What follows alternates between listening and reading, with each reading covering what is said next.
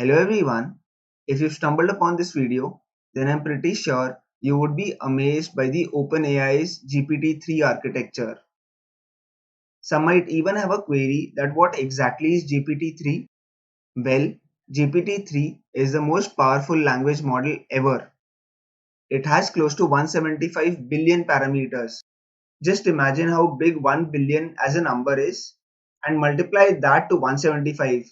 So you have close to 175 trainable parameters in the GPT-3 language model. So in this video, I'll create a simple demo that converts your normal English text into SQL-like query using GPT-3. Without wasting any further time, let's get started. Before I jump onto the actual demo, a big shout out to Shreya, Devin, and Bora for creating this amazing repository called as GPT-3/Sandbox. The goal of the project is to enable users to create a simple web application and use the OpenAI's GPT-3 model. I'll be making use of one file from this amazing repository, which is called as the gpt.py file. If you want to experiment out with the repository as well as contribute to the repository, feel free to star the repository as well as fork the repository. Now that I've told you which file I'll be using from which repository, let's move on to the actual demo that is there. Before I jump into the demo directly, I wanted to show you the directory structure. As you can clearly see from the directory structure, there are two files that I have. The first file is gpt.py, which I've borrowed from the repository that I just showed you. The next file is gpt_secret_key.json file, through which I'll be able to access OpenAI's API. In order to get your secret key, please visit OpenAI's website. If this idea is clear to you, let's move forward. Before we start using the GPT-3 model, we'll first have to install the OpenAI package. So let me run this cell. So as you can clearly see, the installation is successful. Let's now move forward and import the necessary modules, that is the JSON module as well as the OpenAI module. So let me run this cell. Let me catch hold of the secret key from the gpt_secret_key file and store it into a variable called as data. Since data is a dictionary, I'll access the key, which is the API key, and save it into a variable called as openai.api_key. So let me run this. I'll move forward and I'll import the GPT as well as the example functions from the GPT file that I just uploaded. So let me run this cell. The next thing that is required is to create an instance of the GPT-3 model. So the first thing that I do is I specify the engine, which is DaVinci. The next parameter that I specify is temperature, and I set the value to 0.5. This parameter, that is the temperature parameter, governs the randomness in the Boltzmann distribution. Lower temperature means that you have less random completions in the output. As the temperature approaches 0, the model will become deterministic and repetitive in nature. So it is advisable to have a value for temperature close to 0. The next parameter is something called as max_tokens, and I set it to a value of 100. Max_tokens is the number of tokens to be generated after prompt. Now what exactly is prompt? Well, all of that would be clear in the next section. So let me run this cell.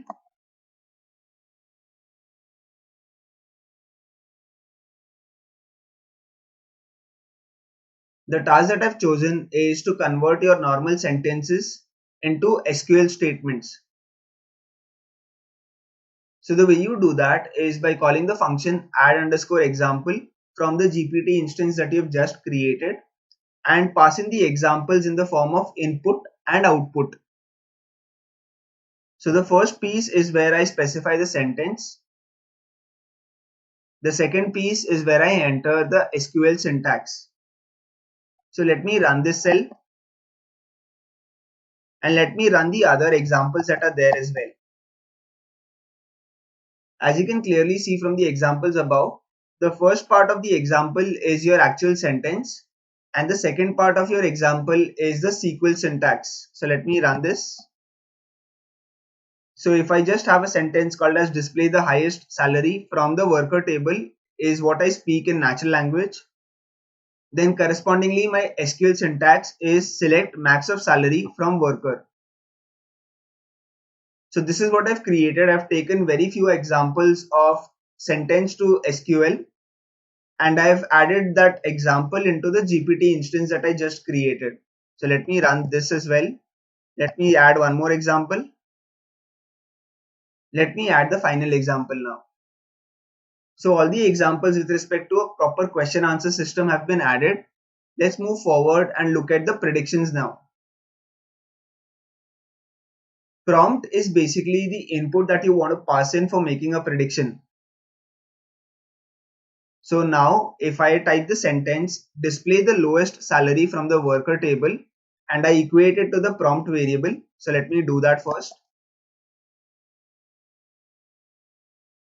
Now that the input is ready, the only thing that I'll have to do is I'll have to make a call to the OpenAI's API and catch hold of the response that I get. So the way I do that is by calling the function gpt.submit_request and I pass in the input value, which is the prompt value. So let me run this.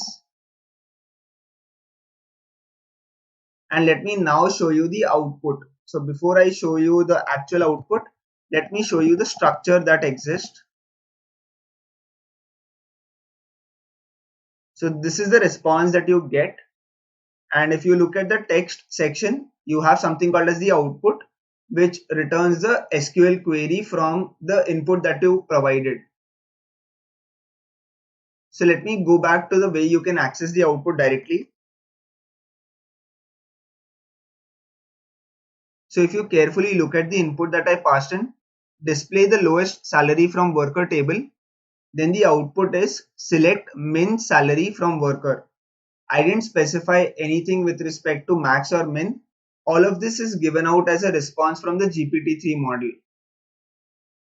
Let's go forward and look at the next example. So the next statement that I have is tell me the count of employees working in the department of HR. So let me run this. Let me submit the request in order to get the final response. And let me now show you the response as well. So as you can clearly see, it tells me select count star from worker where department is equal to HR. So as you can clearly see from the output, GPT-3 is really very powerful in terms of creating the right output with very few training examples that are there. Let's move on to the final example that I have in mind. Now, the next question that I have or the next statement that I have in mind is get me the salary details of the workers whose age lies between 25 and 35. So it's not a very straightforward SQL statement. It's a fairly complex statement. So let me run this. Now, rather than using the submit_request function, you can also use the get_top_reply function. So let me run this cell. So as you can clearly see, when you pass in the input as get me the salary details of the workers whose age lies between 25 and 35, it is smart enough to find out that the SQL corresponding statement is select salary from worker where age between 25 and 35.